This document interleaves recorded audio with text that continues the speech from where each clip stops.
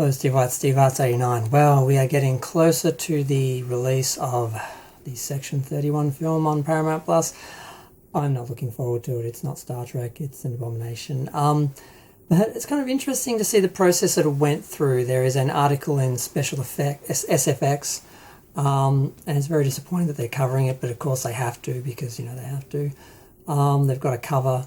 So world exclusive Star Trek Section 31. Bow down to your Emperor. Okay. Whatever.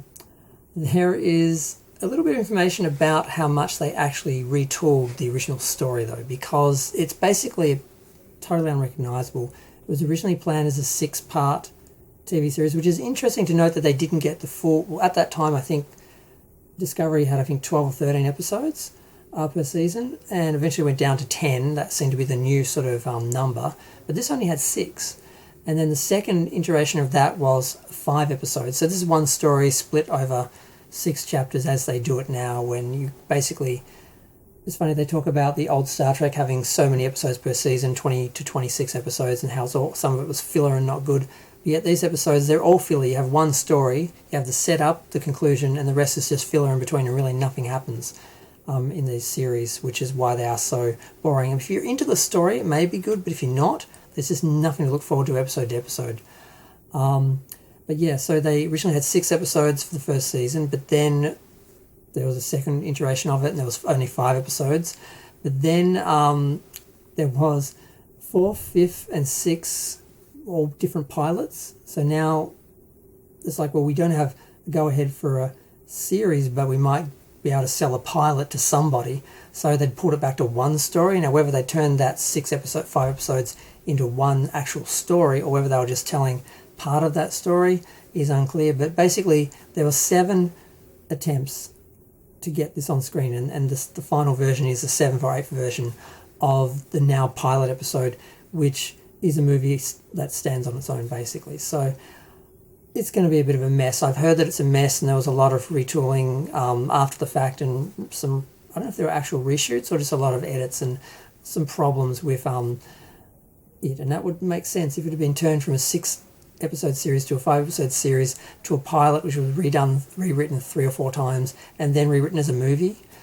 Yeah, it's going to be a bit of a mess. So that was the main part of the article on trekmovie.com, which was mostly just quoting that from the special effects article from the cover story, because it's the only, I think, new news that wasn't covered on Trek Movie. And then the other thing he mentions is, the director just mentions that, well, people love this, we might get more movies. I'm like, well, if we get movies about Section 31 or Discovery or Starfleet Academy or the Riser reality half-hour sitcom reality TV show, I can't imagine why anyone would want that. Now, some people might want a Lower Decks, TV movie or something, but that seems to make no sense because they really have ended that series off and concluded everyone's stories, and they're no longer Lower Deckers. They've all moved on.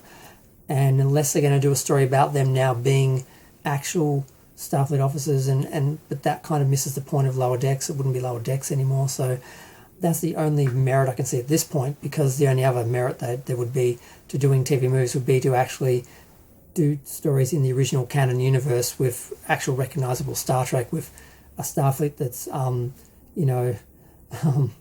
not basically today's government, and a utopian future, and characters that are actually